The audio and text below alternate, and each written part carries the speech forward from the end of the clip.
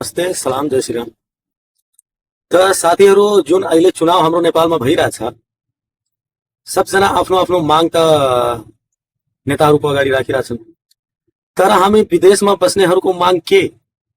हामी बाहिर काम गर्नेहरूको खै त डिमान्ड? हामीले केही भन्ने होइन। हामी जाँदा चाहिँ बस सरकारले भनिदिन्छ कि तिमीहरू रेमिटेन्स पठाऊ, आउने बेला सुन ल्याउँदा चाहिँ 25 ग्राम भन्दा 1 ग्राम पनि बढी नल्याऊ, अनि हुन सक्छ भने सामानै नकिनिकन आऊ, बरु आएर नेपालमा जति महँगो भए पनि यही किन, बाहिरबाट आफू लगाएको पुरानो लुगा कपडाहरू राखेर आऊ, बरु लगेजहरू नलिएर आऊ। सरकारले चाहिँ सोचेको चाहिँ यस्तो हो। अब मेरो ओपिनियन त यस्तै हो, विदेशीहरू पनि आफ्नो डिमान्ड राख्नुपर्छ, किनकि हामी पनि देशका लागि त केही न केही गरेकै छौँ।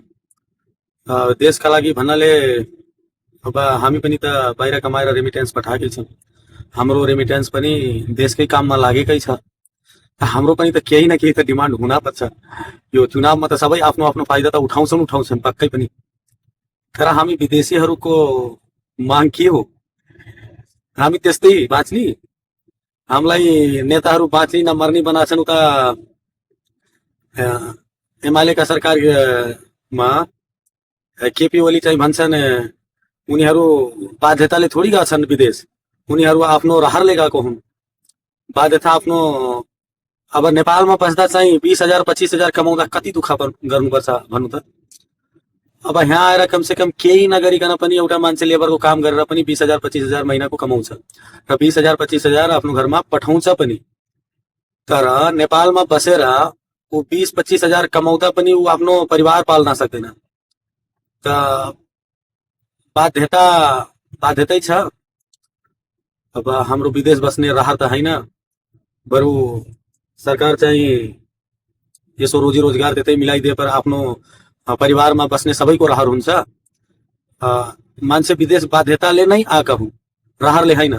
त हाम्रो केपीज्यूलाई त्यति बुझ्न पर्छ कि मान्छे आफ्नो देश छोड्छन् बाध्यताले, रहरले कोही छोड्दैन।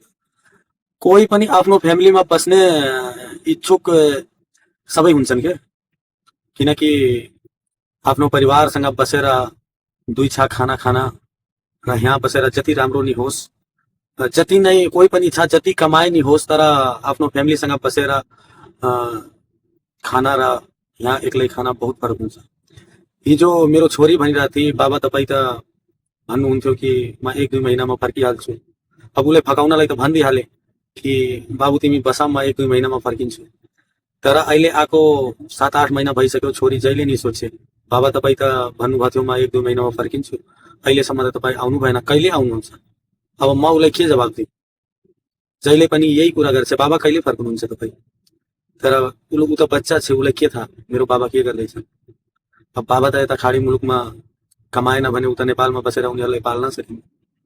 हाम्रो नेपालको यस्तो सिचुएसन छ, हामी के नै गर्न सक्छौँ त भन्नु त? जवाब तपाईहरूको हो। र विदेशमा बसेर हामी पनि एउटा डिमान्ड गर्न पर्छ। हामी पनि जे मन होस् त्यो ल्याउन सक्नु पर्यो। जे मन होस् भन्नाले केही सरसामान आफ्नो फ्यामिलीको लागि ल्याइरहेछौँ भने उसमा भन्सार रक्कर यो छोड्न पर्यो, किनकि हामी दुःख गरेर अरूको कुनै चिज यदि ल्याइरहेछौँ भने त्यसमा रोक लागोस्। तर आफ्नो युजको लागि या आफ्नै लागि यदि कोही पनि विदेशबाट या खाडी मुलुकबाट कहीँबाट कमाएर यदि नेपालमा भित्र्याइरहेछ भने त्यो त खुसीको कुरो हो नि। कमसेकम जे गए नि आफ्नो नेपालमा गइरहेछ। नेताहरूले त्यति सोच्न पर्छ। जहिले नि त्यही विदेशीलाई नै मार्ने, जहिले नि हामीलाई नै परेशान गर्ने।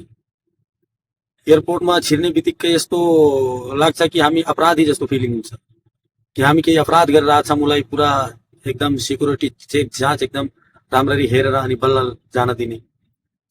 सरकार पनि सोच्न पर्छ, हाम्रो पनि डिमान्ड राख्न पर्छ हो साथी हो। किनकि चुनावमा सबै त फाइदै उठाइरहेछन् नि, हामी पनि फाइदा उठाऊँ। हामी आफ्नो घरका मान्छेलाई सबजना विदेशमा जति बस्छन् सब आफ्नो घरमा फोन गर्ने र कुन पार्टीलाई राख्ने हो, हाम्रो सुरक्षा र हाम्रो पनि भलो खालको सोच्ने मान्छे राख्नु पर्यो। त्यही भएर आफ्नो आफ्नो घरमा सब फोन गर्ने र जुन पार्टीलाई मन लाग्छ त्यस्तो खास एउटा पार्टी त भन्न सकिन्न, किनकि सबैको मन एउटै हुँदैन। त्यही भएर आफ्नो आफ्नो घरमा फोन गर्ने र को योग्य छ मन्त्री र प्रधानमन्त्री बन्न, को योग्य छ, को तपाईँलाई साथ दिन्छ, त्यस्तो सोचेर अनि बल्ल भोट हाल्न लाग्नु के। त्यही भन्ने कि तपाईँहरू हामीले भनेको यदि भोट हाल्नुहुन्न भने फेरि हामी पैसा चाहिँ केही पठाउनेवाला छैन। बस जिन्दगी त हाम्रो बदलिन्न, तर नेपाल त बदलिन्छ। हामी त कमाउने खाडी नै हो, तर नेपाल त बदलिन्छ। कुनै योग्य मान्छे त्यहाँ बस्यो भने आफ्नो नेपाल बदलिन्छ। आफ्नो नबदलिए पनि आफ्नो छोराछोरीको भविष्य त बदलिन्छ। उनीहरूको एजुकेसनको लागि जो सोच छ, पढाइको बारेमा जो सोच छ, जो पढाइको बारेमा राम्रोसँग बच्चाबच्चीहरूलाई हेरेर के उनीहरूलाई चाहियो के चाहिएन त्यस्तो सोचेर जो अगाडि बढ्छ भोट उसलाई दिने हो। यस्तो होइन कि जाति हेर्ने, धर्म हेर्ने, यता हेर्ने उता हेर्ने, यो केही हेर्ने होइन।